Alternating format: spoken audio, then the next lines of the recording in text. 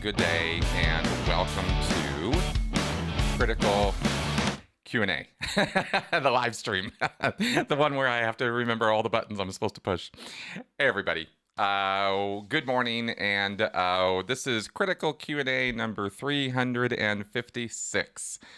Sunday treat, yes. Hey, Xian. Excellent. I am doing okay, and no, I am not ready for some snow tomorrow. I am really getting pretty sick and tired of the snow, and we hardly really didn't even have that much of it already. I mean, we've had a couple little, I don't know what the word, not hurricanes, or tornadoes, blizzards.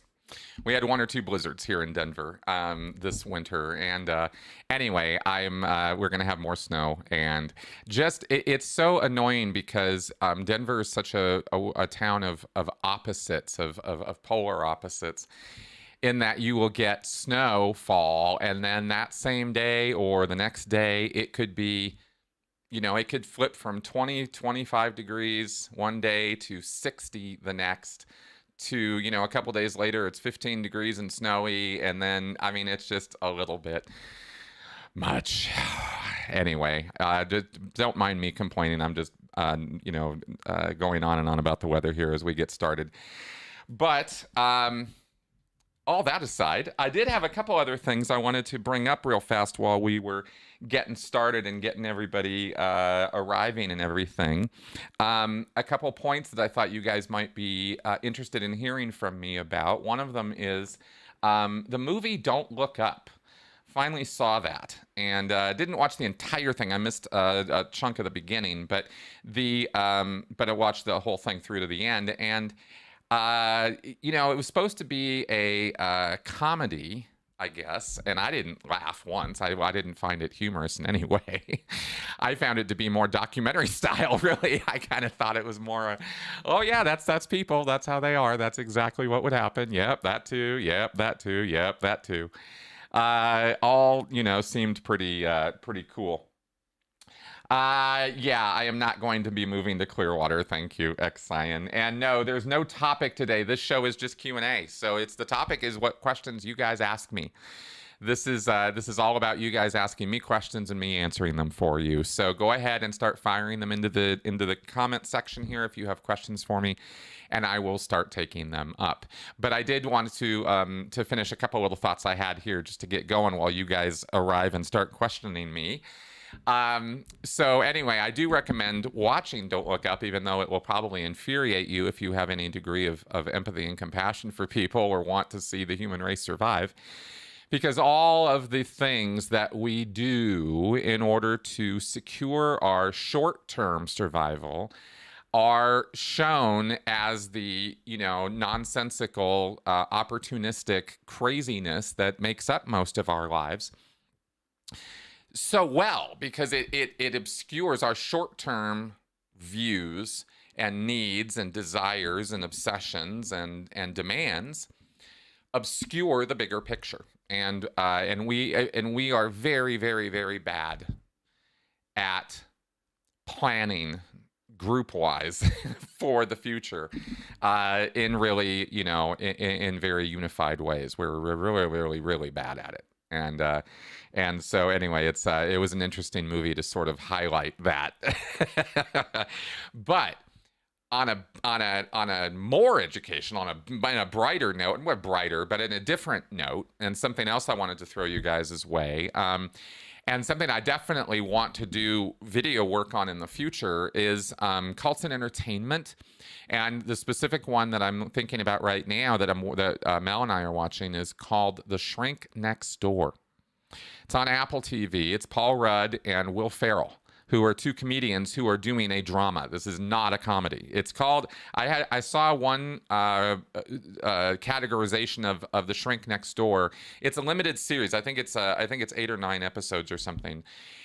And it's based on a real life account of a psychologist in New York who just a couple years ago had his license revoked. I mean, this was going up until fairly recently. for a period of over 20 years, this psychologist basically owned this client of his. He took over his entire life and ran it very narcissistically, very controlling. It is probably one of the best screen representations or dramatizations I have seen yet of a narcissist insinuating himself very carefully and very slowly into a person's life, and in this case through therapy as a psychologist, which is a whole nother level of egregious awfulness, because a psychologist has ethical codes and training and principles that they're supposed to follow.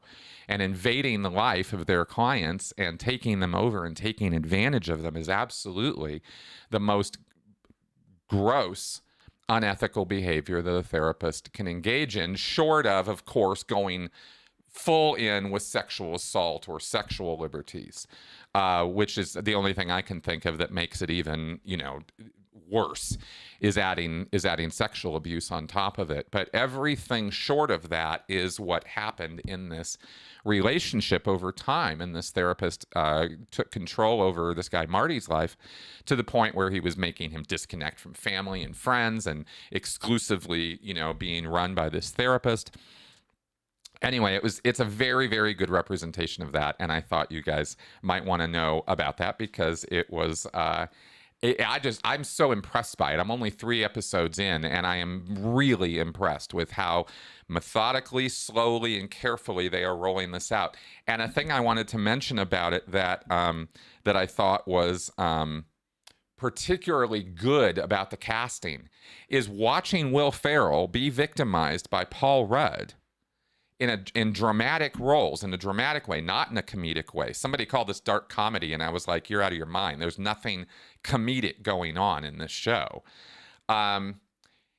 Is perfect, because you expect from all your earlier encounters with Paul Rudd and Will Ferrell, for the most part, a few exceptions, but for the most part, they are not dramatic actors. And so when they bring the seriousness to it, you don't see it coming. Paul Rudd is this charismatic, very nice looking, nice sounding, harmless looking person.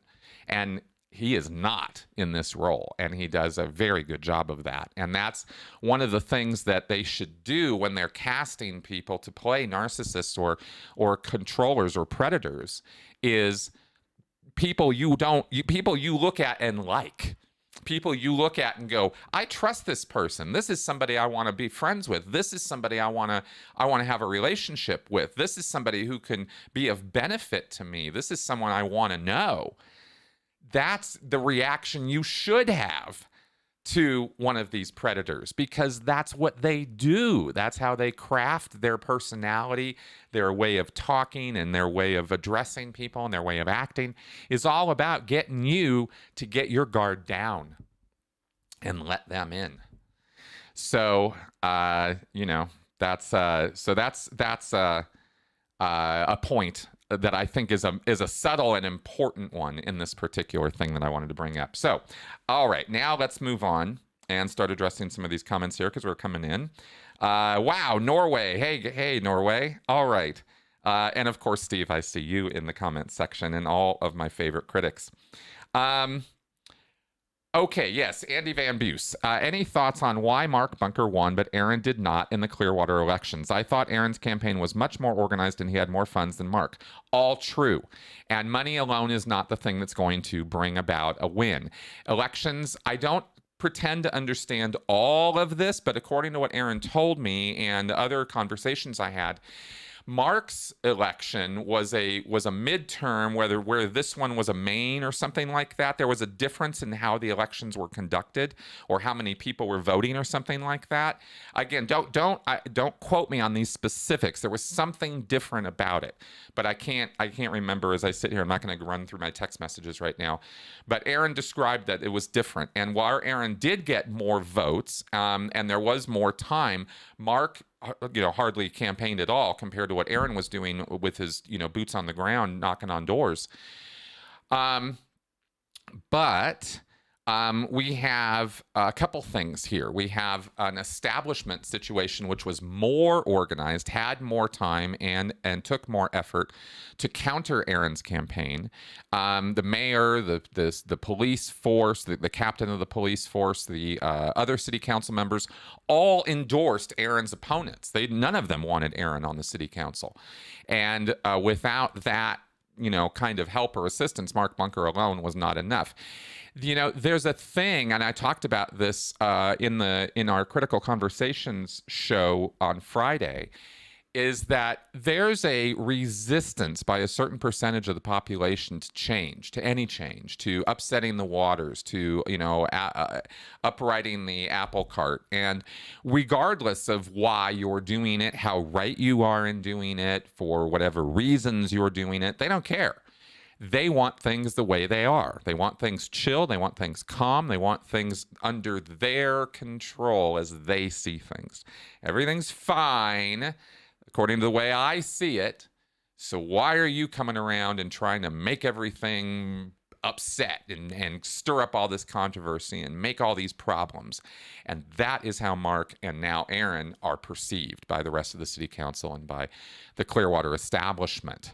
And so that alone is a factor in Aaron's loss. The other factor is that there does not appear to be any love of Scientology in Clearwater or even in the Clearwater establishment. They're not pro-Scientology. But as I mentioned on Friday, they're not anti-Scientology either, right? They're kind of they just don't really care about it. And that is the problem. That's the exact crux of the problem. But they are the ones who hold the reins of power, the levers of power. And so what do you do about that? Well, you try to go in and take that over. But Aaron had a little bit of a problem with public intoxication last September. There was an incident reported on in the Clearwater, in the Tampa Bay Times, where he was publicly intoxicated, making a complete ass of himself, calling some woman names, and the police were called. And it was a bit of a thing. It was an incident. And I don't know if that was a one-off, but it was enough of an incident in that reporting that the locals read that, looked at that. We might look at that and go, well, that's bad, but but still, Aaron's the guy. Come on, vote for Aaron. He's the guy who's going to take on Scientology. Well, the locals looked at that and went, yeah, no, I don't think that's the guy we want on our city council. And so that was a factor. I can't say that was the deciding factor, but to ignore that incident or to ignore that reporting would not be good critical thinking, right? It happened, it was real, and it was part of the public perception problem that Aaron had in his campaign. He clearly positioned himself as the anti-Scientology, council member, and that they were going to do something about that. And there was a lot of vocalized support for that, but clearly not enough compared to the other things that the citizens of Clearwater have their attention on. So Aaron thought and said many times that Scientology was not going to be able to stop him. And it doesn't look like Scientology did. It looks like, the establishment and the inertia and the other overall situation in Clearwater is what stopped him. And that's a shame, because the citizens of Clearwater deserve better, and they certainly don't deserve to be taken advantage of by Scientology. And regardless of Aaron's success or victories or mistakes or good things that he did, regardless of Aaron, regardless of any of that, the Clearwater situation is the Clearwater situation, and Scientology wants to take over that town. And until the citizens and the city council of Clearwater get it straight in their head what that group is about and what their true intentions are and have been since the 1970s, they're going to continue to play footsies with this destructive cult. And Clearwater's going to be disadvantaged to the degree that they keep messing around with that. So Aaron wasn't wrong in any of the things he was talking about with Scientology. And it is a threatening organization that does not have the interests of anyone except itself in its mind. So that's the situation, and Clearwater's clearly chosen to continue to not deal with it. And that is a damn shame. And that's what I know about that. Okay, so let's go back to the comments here. Okay, WW is asking me, what do you think of Falun Gong? They have a couple of channels on YouTube, and of course, their Xenu dance troupe. I just answered a question about this a couple weeks ago on this Q&A show.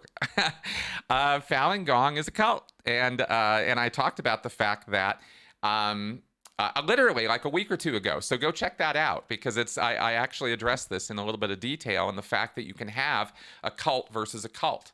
And destructive cults fight each other. And that's what's going on in China with the CCP and Falun Gong as an organization.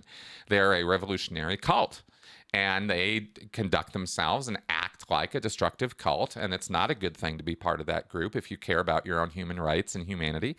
But they're dedicated to the cause, right? And they got to fight the CCP, and they got to raise all that money, and they got to deceive you to do it. And that's how they're going about their business. So Falun Gong is not something I endorse or am behind or think it's a good thing or anything like that. And the Xenu dance troupe that comes around through America is nothing but a fundraising effort for Falun Gong. So when you give money to them, you are giving money to a destructive cult, and you are actively contributing to the oppression and coercive control that is being exerted over a great many people. And it's abusive. And it's not okay. And that's what's going on there. So I hope you will not support Xenu or Falun Gong. Okay, let's see. Let's carry back on here in the comments. This is good stuff so far. Oh, Xion, thank you on this Holly Provencal discussions. Thank you. I've been... Yes, I did enjoy very much speaking with Holly and being on her channel. I've done 3 video interviews with Holly Provencal, and I posted a link to one of them on my channel notes. You can find it on my in the community tab on my channel. And Holly's an up-and-coming Scientology geek or something, I think is the name of her channel. She's a transgender and is never interested in science, and never involved, rather, in Scientology, but fascinated by it. Absolutely fascinated by it. And so she has done deep dives into Hubbard's works and read from the scriptures. And I tried to help her out by offering some analysis and some behind the scenes and some references to Hubbard's lectures, which she had not yet seen. And so for me, it was an interesting exercise, and I hoped that her audience would pick up on the fact that you can read the texts of something. You can read the Bible. You can read scriptures. You can read, religious texts, and completely miss the boat on how the culture and group operates. Because it's not enough to just read the text. You have to understand the culture of a group to really get into the nuts and bolts of how it operates. And with destructive cults, if you only take it at face value based on what's written or what is in the lectures, you could miss big time on some very, very important things.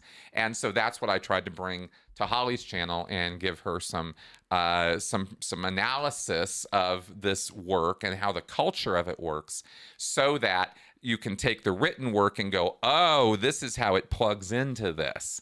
And that was sort of how I was approaching my discussions with her. And I had a really great time. I thought she was very curious, very interested in this stuff, very sincere in exposing the abuses of Scientology. And so I wish her channel all the luck with that. Okay, Vernon asks a question. Do you think that CCHR is correct when it points out that there are over 500,000 children ages 0 to 5 on psychiatric medicine? I was shocked. Well, Vernon, that is a very high number of children if you only look at that number in a vacuum. How many children are in the U.S.?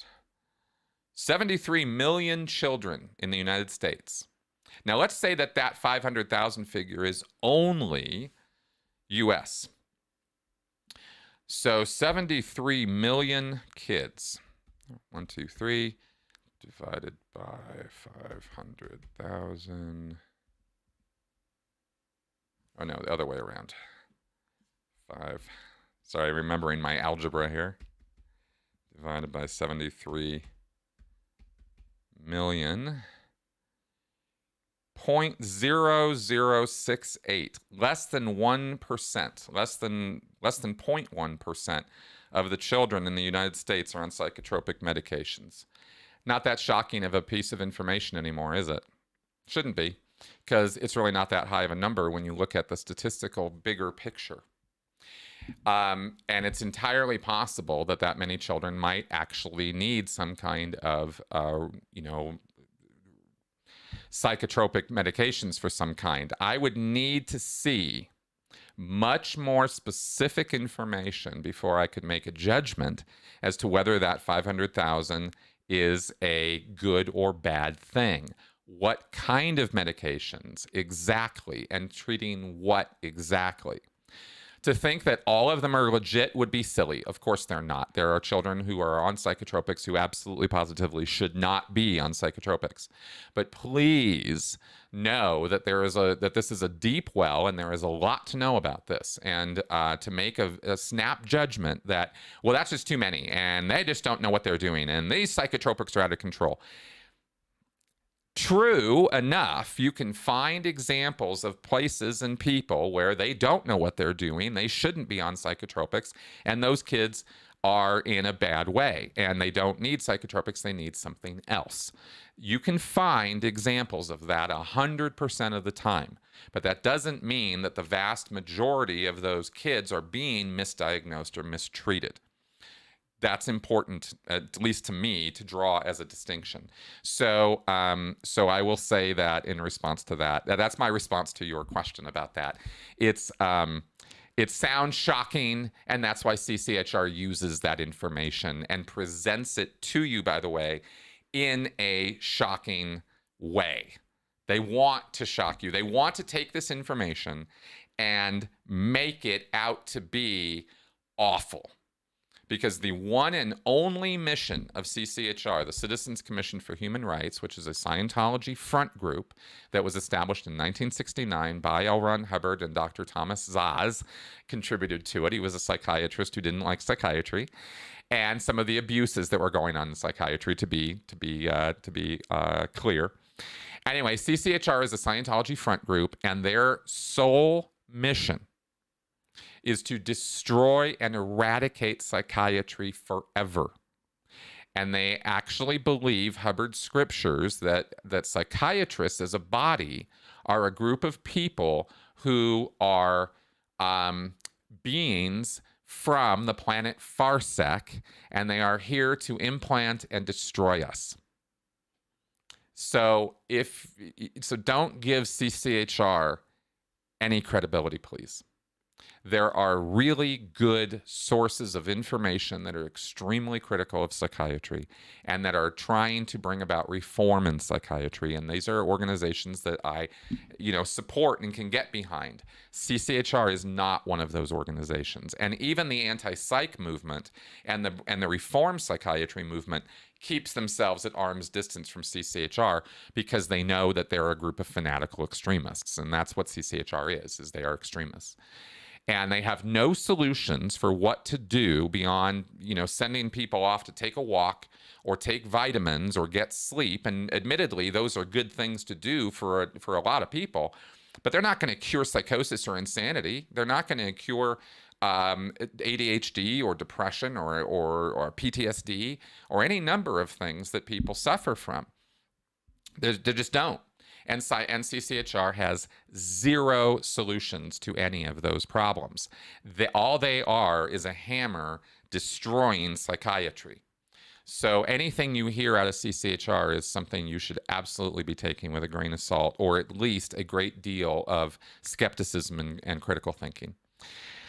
Okay, so that's my take on that. All right. Voter fraud, someone says. The Green Glass asks, I guess in regards to Clearwater, no indications of voter fraud that I'm aware of, and I poo-poo that entire idea with the Clearwater election. I don't think that's why Aaron lost. Okay. Well, that's great, Vernon. I am very happy that you are having positive results from not being on your anxiety medications. It sounds like you were on the wrong meds, or maybe you didn't need to be on meds, and that's excellent. I'm very happy for you. Just realize that your experience is not universal and is not the experience everybody else is going to have. Some people who have anxiety need their medications, or they have anxiety even worse. That happens too. I happen to live with somebody who is in that condition. So so both are valid. Both are. And that's the thing, is it's always individual. Every single person is different. Their biology is different. Their biochemistry is different. And how they're going to react to psychotropics is therefore going to be a little bit different than everybody else. And that's the game we play with psychotropics, is it's a little bit of a dice roll, and you kind of figure it out as you go. It is not great medicine. It is not ideal. It's where we're at.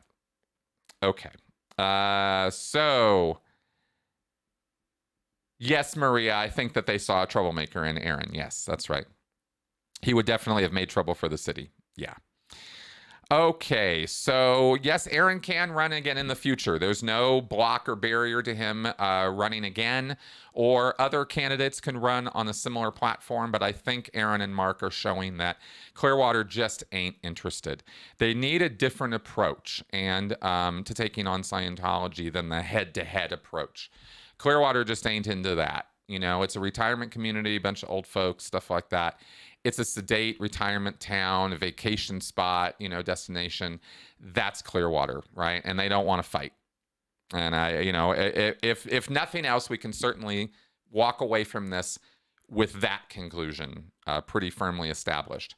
And we'll see. Maybe more reporting, maybe some surveys will get done. Maybe Tracy McManus will do some follow-up reporting on this to find out, well, what was it in the citizens' minds that made them vote for the pro-Scientology candidate versus Aaron, right? These are just my thoughts on it, or just my thoughts on it right now, based on the information we have. It would be great if there were some follow-up with the voters to find out more. Couch, thank you very much for that super chat. I really appreciate that. Love the support, guys. Really, really do. All right. Yes. Okay. Yeah, don't think voter fraud is that common. I think that politicians slanting the rules for the filling out ballots and gerrymandering is much more common. That's correct, Bud. Voter fraud. Election integrity is something that I believe in very, very strongly. And given the challenges to our voter framework or election framework and structure over the last couple of years, I think it's proven itself pretty resilient. I'm actually been impressed and happy with my faith in our election system and process. I really do think that a lot of very hardworking, very honest people are very dedicated to keeping the integrity of our election process pure. I really, really do. And there's a tremendous amount of work when you dive into the specifics of voter integrity and voter election integrity. You find an awful lot of sincerity and hard work being done by a lot of good actors. So I have a real hard time with the automatic, naysaying of elections just because your side lost. It was voter fraud. It was voter fraud. It was voter fraud. Now that's a different claim and a different conversation from voter influence and propaganda and lies and deception and coercion and stuff like that. That's a different conversation from is the structure and integrity of the system itself in question, or are we unduly influencing elections by lying to the voters in a sustained deceptive campaign to get them to vote a particular way that we want them to vote? That's where I live, and that's the end of the analysis I talk about and do when I get into talking about voting or politics. And that's what I saw in 2016. That's what I saw with Brexit. That's what I saw with 2020. So I pay attention to the propaganda side of it, and that's not fraud. That's a different thing, So I don't get into the voter fraud side of it that much.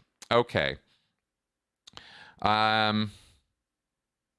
Okay. Let's see.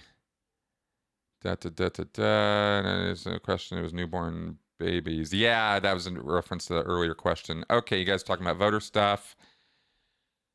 X-Scion, here's an interesting question. Would you say that you have to experience Scientology to truly understand it? Yeah. Yeah, I would.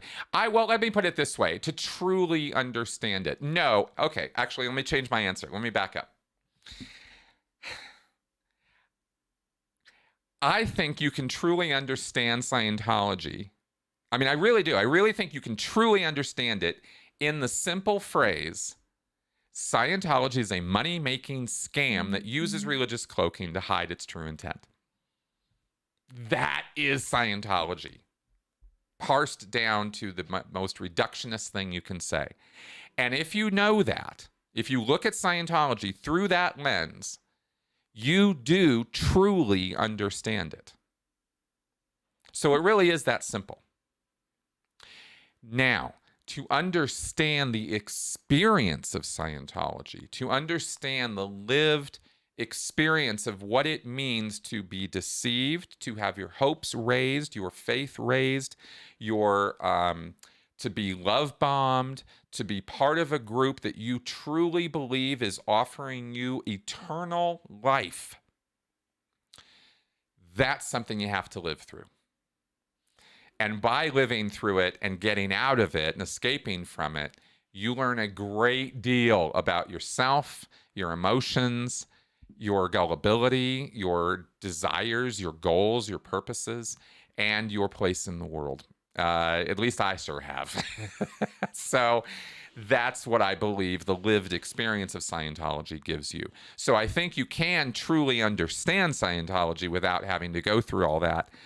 But the experience of it and what that means for people, that's something you got to live. I don't know any other way to relate it to people in a way that they're really going to get it. That's what I can say about that. I know. I mean, I've spent thousands of hours now trying to describe the experience of Scientology. You know, I can describe it in a sentence, but to describe the experience of it is what I've taken all of my time doing. So it's a great question, X-Science. So thanks for asking that.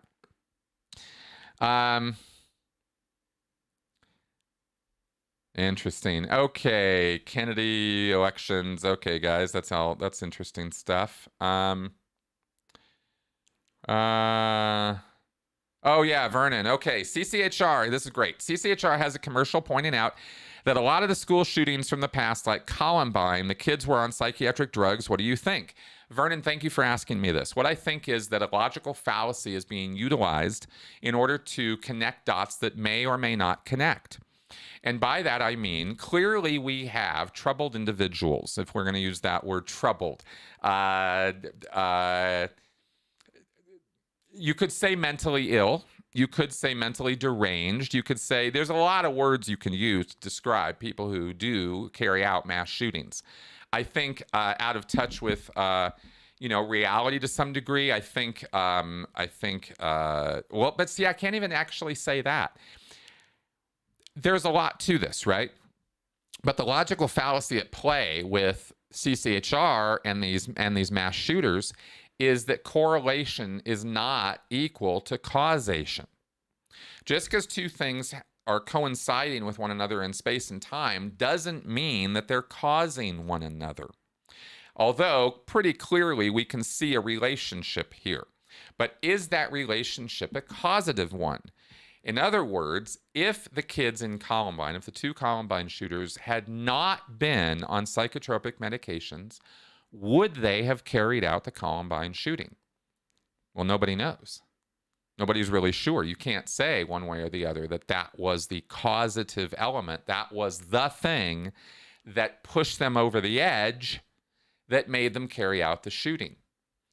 And the reason why this is critical is because when you're looking for causation, you are looking for a needle in a haystack. You're looking for a thing that you think you can frame out to be the reason this happened. And in a complicated situation like a mass shooting, where you're dealing with psychosis, you're dealing with social pressures, you're dealing with social ostracization, you're dealing with perhaps biochemistry out of whack. You're dealing with, then you add psychotropics to that, which can push the biochemistry further out of whack, or alternatively, can help a person reduce the stress and anxiety that their biochemistry is giving them.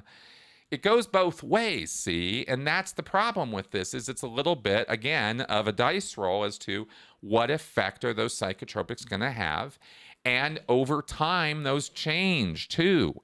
It could start off and be helpful, and then it can change and not be helpful anymore. Or it could start out not being so great and then kick in at certain points.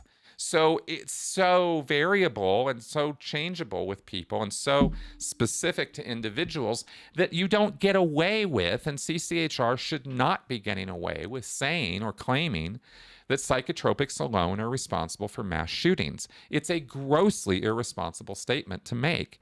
But since when has responsibility ever been part of CCHR's agenda? They don't care what they tell you as long as you think psychiatry is bad and psychotropics are bad and all of it must be destroyed. That's what they want you thinking. And if you're thinking along those lines, well done. You are a graduate of CCHR's propaganda program. And I only talk that way because it's more complicated than CCHR presents to you. And that's why I am, I'm saying this stuff, right? It's not that psychotropics are not dangerous. They are. They can be. It's not that they don't cause problems, because they do. People do have anger management issues, get on certain psychotropics, and those anger management issues explode. They become worse. That can happen. Mood regulators can push your mood up or down. And, this is the problem with it. This is why it requires supervision. This is why psychiatrists really need to monitor their patients. This is why psychology and therapy needs to be part of this picture too, and often isn't. This is where our short-sighted demand for an immediate solution versus the longer-term thing that I mentioned at the beginning of the show. This is where this comes into play for people. They just want a quick fix. Give me a pill. I want it fixed right now so I can get on with my life. There are people like that. There are parents like that. And they put their kids on medications. They don't monitor them closely. They don't supervise them responsibly. And you have problems. But is that the drug's fault? Or is that the parents' fault?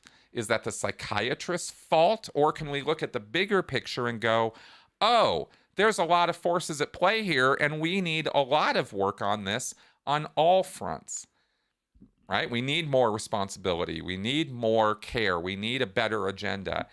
But we also need better medications. So, it's kind of all of the above. That's what I think about that, Vernon. So thanks for asking about that. I love talking about CCHR stuff. I haven't got to rant about CCHR in a while. Yeah, that's right, Robert, on Revolt in the Stars. Oh,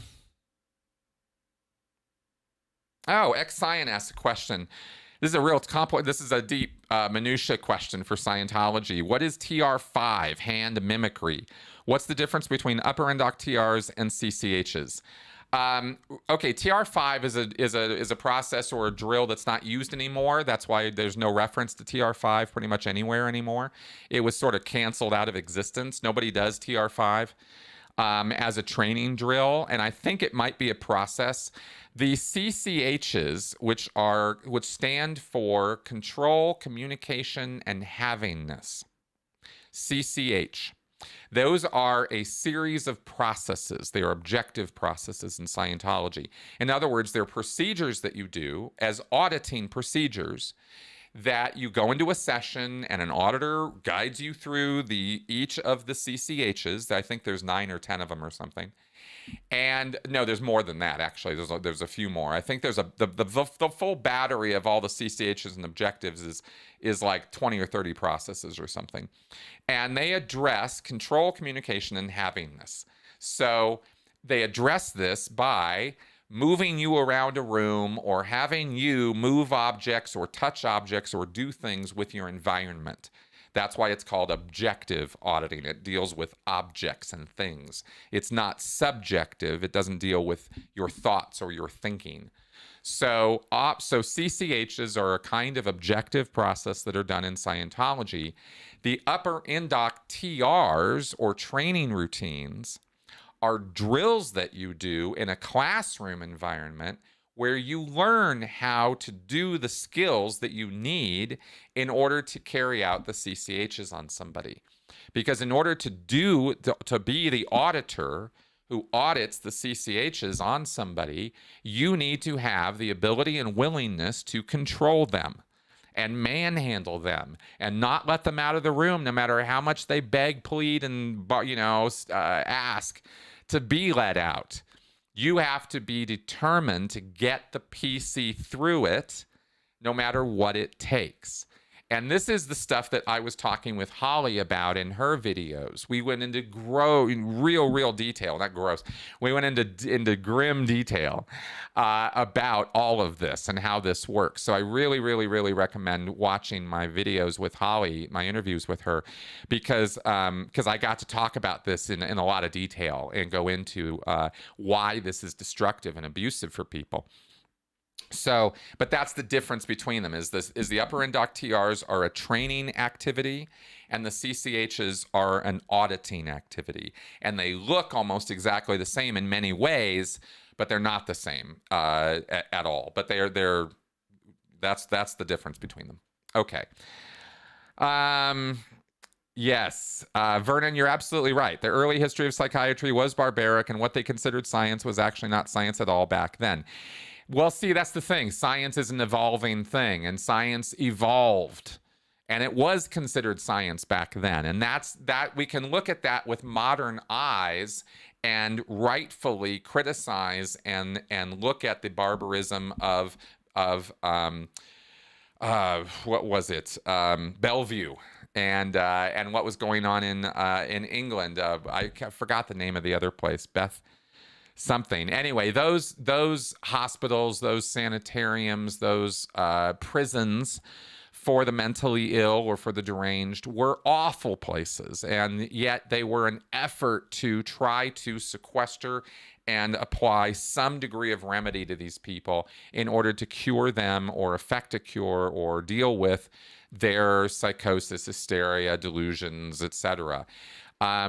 It was a failed effort in many ways, but it was an evolution. If you kind of step back and look at the bigger picture of it, it was that effort that evolved into more humanitarian efforts at hospitals and sanitariums and moved on through the 1940s and 50s with electric shock. Actually, 1920s is when that crap started.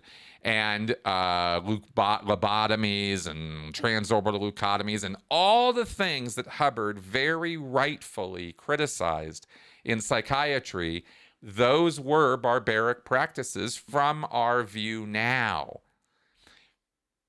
Because we're better now than we used to be, right? It's an evolution. And it's actually that same thing in medicine, in chemistry, and in all the sciences. All of them. You can go back 100, 200, 300 years and laugh uproariously or cry tragically at all the mistakes that they made and all the things they didn't see and all the stupidity and all the nuts, crazy stuff that went on. It's true. It's all true. But none of what happened then invalidates the progress and the evolution of these fields now. It's just more logical fallacies on the part of Scientology and CCHR to try to poison the well by pointing out a barbaric past and saying it's nothing but barbarism, it's never been anything but barbarism, and it never will be anything but barbarism. That's the lie that CCHR throws on top of it. And that's what I object to. So again, Vernon, thank you for bringing this stuff up because I love addressing this stuff. Okay. So I think I've catching up here. All right, sorry, emoji. If I'm calling them psychotropics, that's from my CCHR days. That's what they call them, psychotropics. Okay. Thank you, Nick. It's Florida. Mel's doing fine today, by the way. Thank you for asking.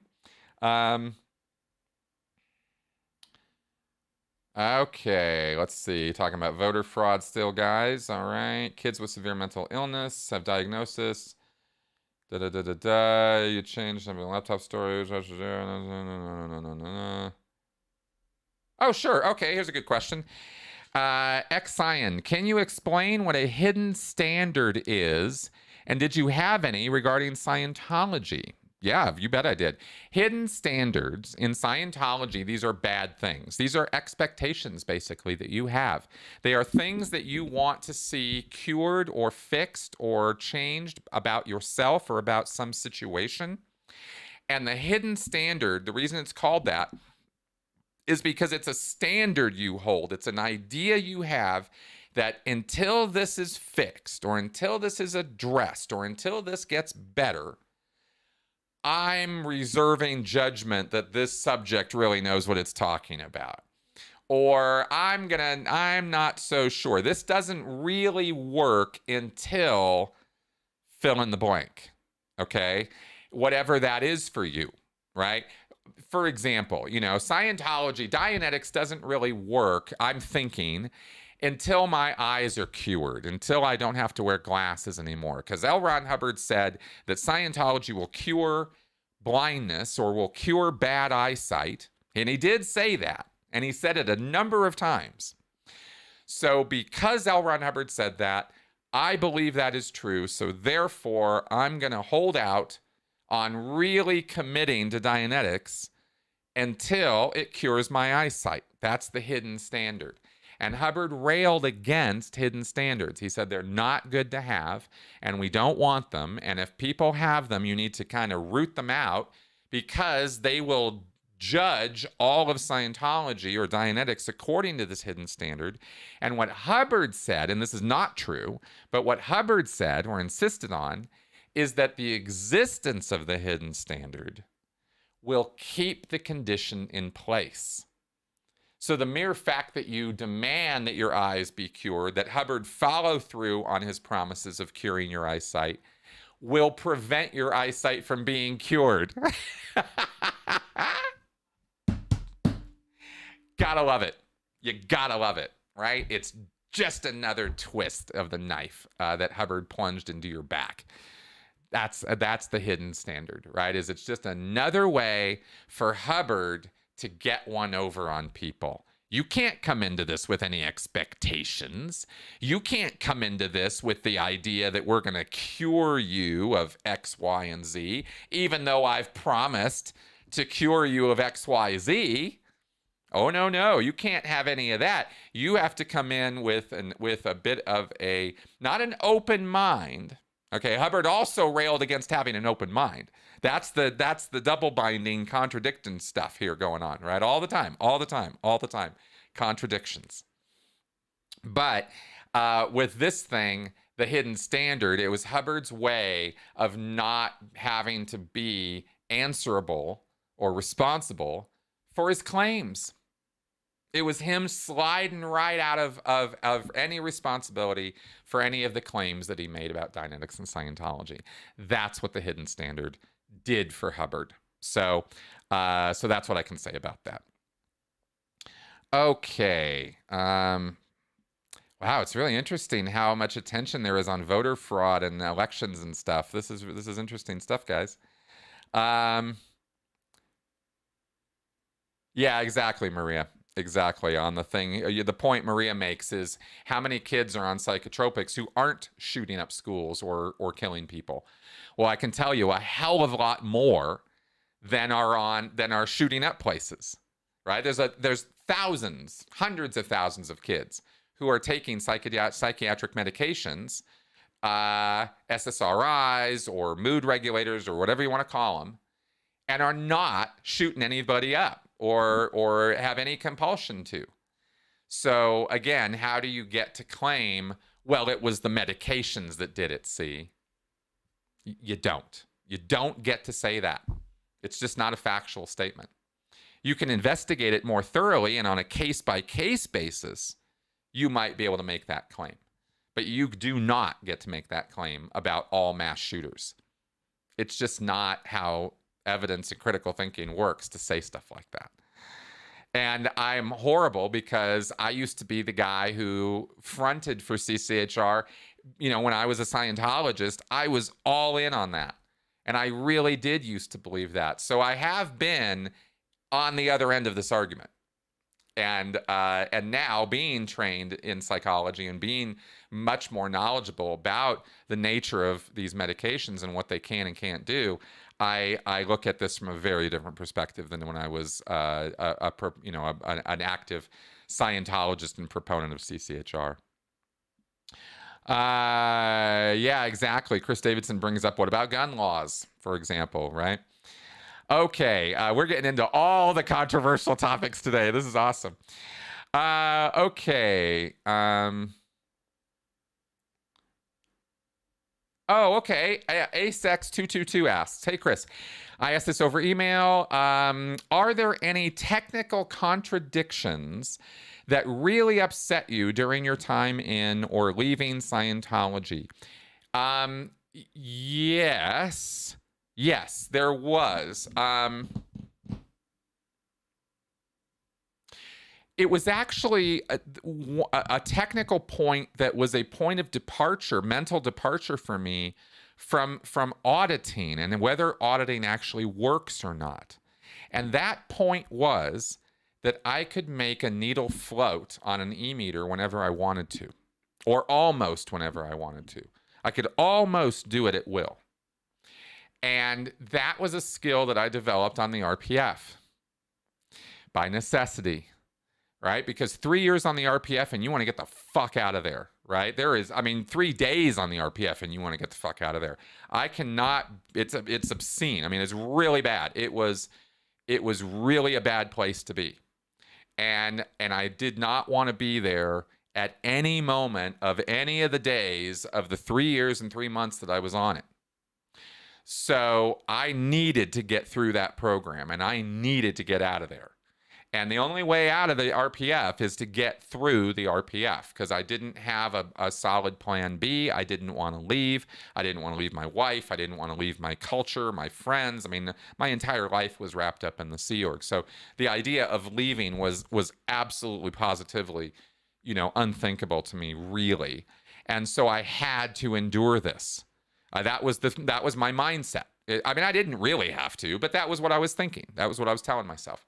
So I put my head down and I nose to the grindstone. We're doing this thing, right? And I'm getting through this. And I went at it from an honest, okay, let's get the evil purposes. Let's get the auditing done. Let's get through this RPF program.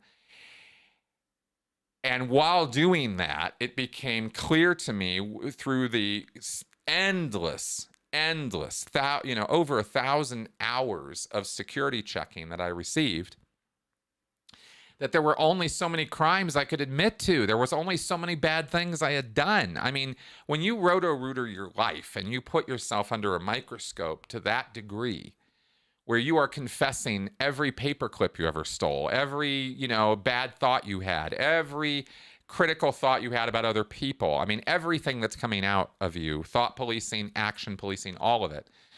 You run out of answers after a while. And so you have to start making shit up. And then your needle starts floating and you're like, wait a minute, what? I just made that up. I know that's not real, because I had to answer this question and I couldn't get out of it and I didn't have an answer. So I had to make one up and my needle floated. What? Wait a minute, what's this about? And then it happens again, and it happens again. And you're like, oh, wait a second, what's going on here? Something's not quite right. And I started getting a little upset about that. And I didn't say a goddamn word about it because, of course, I knew the environment I was in. And the thing about being on the RPF was, and I've said this before, is that you get to a point, I got to a point where I knew it wasn't me anymore. I had come clean on everything there was to come clean on. I honestly did. I really was committed and I sincerely tried. And it still wasn't good enough. And even after confessing to everything, I was still on the RPF. I was still, my same me. I was still the same person. I had the same critical thoughts. I had the same problems with Scientology that I'd had that landed me on the RPF. And yet I'd come clean. So I knew that wasn't it. It wasn't my overts anymore that were causing me to feel separated from my group and out and disaffected with Scientology. And that was a huge, kind of epiphany. Oh my God, it's not me. It's not my overts. But what does that say about Hubbard and his claims? What does that say about the entire program I'm on? What does that say about all of this? Oh my God, that says some pretty bad things about all of this is what it says, right? And that's where my head was going. And so it really did kind of all start unraveling with that. And I was not particularly really super happy about all of that when it was happening. It wasn't bringing me joy to realize that there were parts of Scientology, and especially the technical stuff, that weren't really what they were supposed to be. That was a real look behind the curtain kind of moment, and I was not happy about that. And it took me years to get my wits around that and accept it. And that was when I really got out in 2013. So, okay. Oh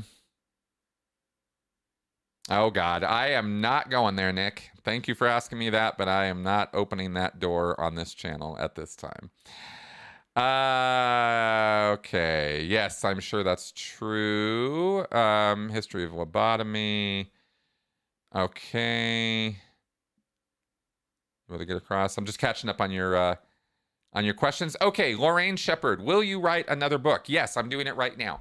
And this is not overpromising. We are really going to do this. We are doing it right now. A friend of mine and I are putting a book together that has to do with Scientology, and I am not saying another word about it. I have overpromised and grossly underdelivered in the past by telling you guys my plans. So I'm keeping it, to myself. But there is a book. It is being worked on right now, and I do have ideas for about 3 or 4 other books too. So yeah, that's definitely coming. Okay, let's see here. Did LRH have any children, quote unquote, out of wedlock? Was Sarah out of wedlock? Yeah, Sarah. Yeah, Alexa with Sarah Northrup. I think Alexa was out of wedlock. I have not yet received my grade on my thesis yet. Thanks for asking, Xian. I am waiting with bated breath. I've got an email out to my professor right now, like, hey, what's happening? So we'll see. We'll see. As soon as I know, you guys will know. I love passing that stuff on to you guys. So there you go. Thank you for understanding, Nick. Just don't need to go there right now. Okay. Hey, and Vernon, as far as your anxiety goes, fine. I really hope I've gotten across to you and to the audience here that I am 100% okay with somebody choosing to not go down the psychotropic road, to take psychiatric medications, to take SSRIs or mood regulators or anti-anxiety meds or whatever you want to take or not take.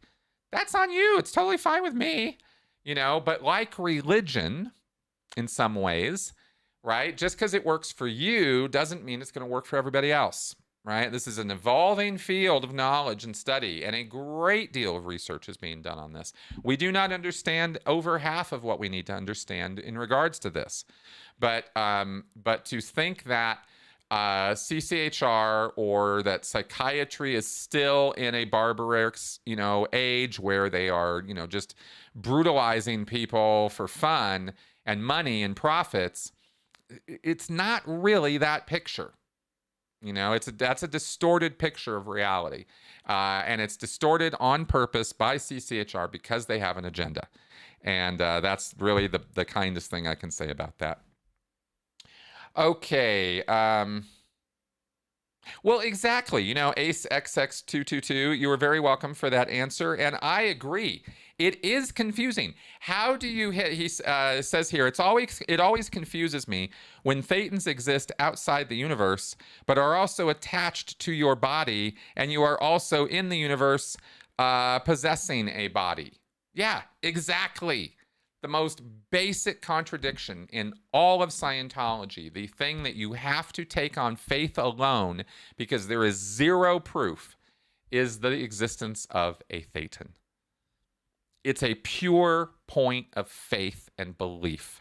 It has no proof, no evidence, no reality of any kind, because it is an unclear, unscientific, unfalsifiable concept that you are an immortal spiritual being who exists outside of the physical universe and its boundaries and its very makeup. You exist and you are nothing, and yet you are something. Again, most basic contradiction in Scientology. People all have to figure out their way of thinking about that or conceptualizing that, but at the end of the day, it's words that don't make any damn sense. And they're not true. And that's the bottom line on that. Okay. Oh, good. Okay. Oh, these are good questions. You guys are awesome. Bud, is the war on drugs a failure? It did not get rid of drugs, but made them more common in addition to the illegal drugs that are contaminated with fentanyl. If drugs were regulated, it would be better. Bud, you are 100% right. The war on drugs was a dismal failure, is a dismal failure, and will continue to be a dismal failure because we have been framing the problem entirely wrong. It is not a criminal moral problem, and addiction and those issues surrounding addiction need to come out of the Bible Stone Age morality level of thinking. It's just not inappropriate. It's just not right. It's not how we're going to solve anything, is by, oh, those drugs are very bad for you and you better stop taking them or I'm going to throw you in jail. That's not how you might as well say, that eating that you're doing, all that sleeping you're doing, it's very bad for you and you better knock it off or we're going to throw you in jail. It's that stupid. Ugh, I feel pretty strongly about this, as you can see. Addiction is something we've got to get our wits around, and we have got to get under control as a society. There is no question about it. We do not understand it. We do not understand how to treat it. Not enough. Okay, it's not like we're not doing anything about this. And I've been contacted by people in the drug rehab community. I've been overly critical of that community in the past. I'm fine. It's not that no treatments, it's not like everything doesn't work and we have no concepts of what's going on. But what I'm saying is clearly we have not solved this problem. We do not understand it at a level that we can solve it. And that needs to change. And the war on drugs has been waged from a moral platform, from a position of morality. And that is not how you're ever going to deal with this. I've talked about how Scientology shouldn't be banned in Russia. Why not? Because ideas are bulletproof, that's why. Because banning things doesn't work. When you ban something, people want more of it. On the mere fact that you have made it forbidden, you have put it out of people's reach, they're going to demand it. They're going to seek it out. They're going to search for it. They're going to do it just because you said you can't. So you're never going to solve the problem that way. And instead, what we require is understanding. And that seems to be a very, very difficult thing to be able to get when it comes to this stuff. Okay, so yeah, the war on drugs is a bit of a joke. Hey, Henny, glad to see you here. As we're about to wrap up. Okay. Okay, guys. Yes, legalization's definitely on the way. That is correct. Yes, Katie, you're absolutely right. The war on drugs was absolutely designed as there were racist elements involved in that. Very, very true. It's complicated. There's a lot of layers to it. I have gone deep on the drug issue, the war on drugs, the drug problem, how drugs were injected into minority communities, how the drug trade has grown. It was all opportunism. And it was not some carefully plotted, planned thing. It was just opportunity after opportunity after opportunity, and immoral criminal elements and politicians and do-gooders alike all piled in to make it what it is now.